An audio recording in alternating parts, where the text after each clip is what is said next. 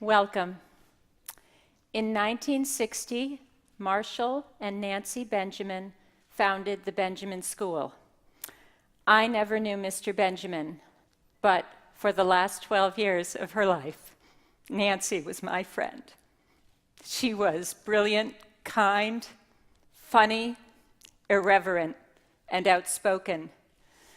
She wanted students to be intellectually brave and use their voices fearlessly as she did. She would have loved this day, and these children, and the 7 fierce and incredible women speakers with whom these children are about to take to the Red Circle. This day, and TEDxTheBenjaminSchool Sapir Whorf are for Nancy Benjamin.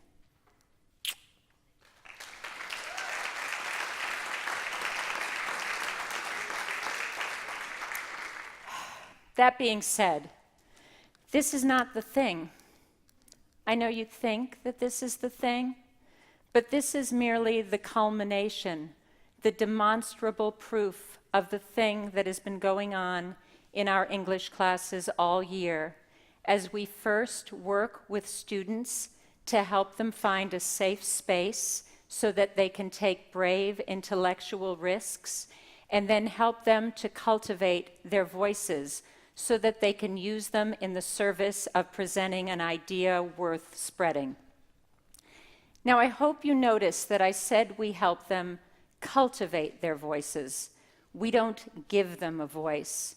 And as Dr. Jamila Liscott, who is with us here today, would tell you, if you think you are giving your students a voice, get over yourself. They already have a voice. And often and inadvertently, we silence those voices when we demand that our students speak and write in dominant American English to the exclusion of their individual voices. You see, when you tell children that the only thing they can talk about is the book they read in English class, and the only thing they can write is a 5-paragraph critical essay about that book, you shut down all the space they have to say, I think, or I feel.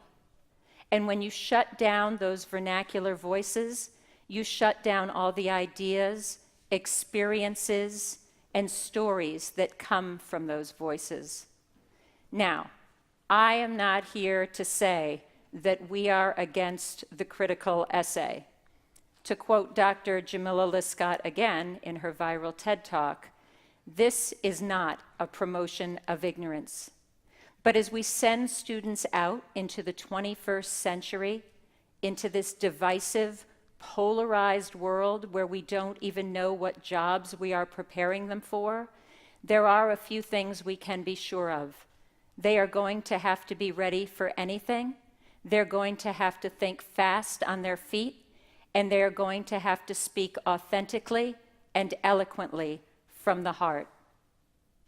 This is what TED's curator, Chris Anderson, calls presentation literacy. And I can guarantee you that when your child is 22 and she must distinguish herself at an interview amongst a field of 10,000 other applicants, it will not be her ability to analyze symbolism in To Kill a Mockingbird that will get her the job. Rather, it will be her ability to own the space she stands in and say something real to somebody real. And that is why we spend our year in 7th grade English thinking about voice, its history, those who have been traditionally allowed to tell their stories, and those who have traditionally been silenced, and what the dire consequences are when we acquiesce to such silence. We look at To Kill a Mockingbird and the character Tom Robinson, an African-American man unjustly accused of rape, who is not allowed to tell his own story of exoneration in court.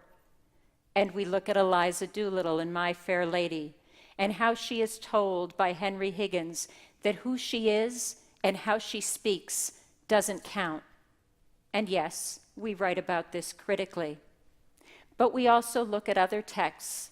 We look at TED Talks that both amplify and contest the themes and motifs in the canonical literature we are reading. And we just don't watch these talks.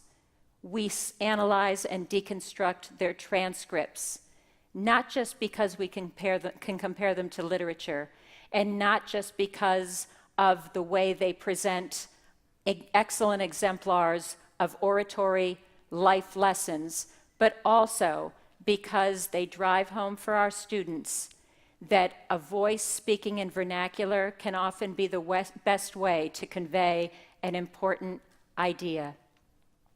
And then comes the fun part of the year, that time when we give students mindfulness exercises and Georgia Hurd's heart mapping so that they can get really quiet and listen for the muse, so that an idea will alight on their shoulder like a little fairy. And when it does, we edit and write and edit and write their talk until it becomes a perfected TEDx talk that we then rehearse endlessly. And you know what? Students are willing to rewrite and edit their TEDx talks in a way they are not willing to edit and re-edit an essay on To Kill a Mockingbird. And guess why? Because it's theirs. It's their idea. It's their story. And the end goal is imminent and real. Look around you. If you were 13 years old, would you rather rewrite your essay on To Kill a Mockingbird to turn a B+ into an A-?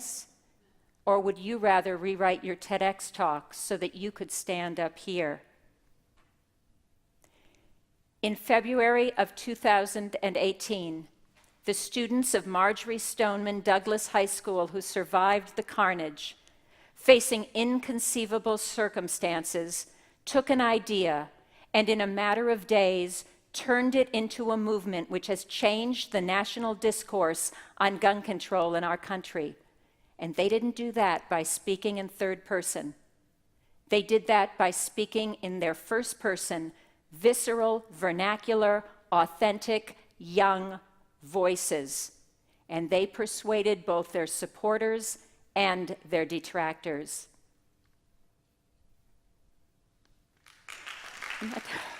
Not done. There is power in the voices of our children and the stories that are born upon those voices. All we need do is listen.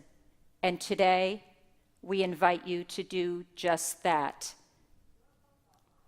I love you, Mrs. B. Thank you.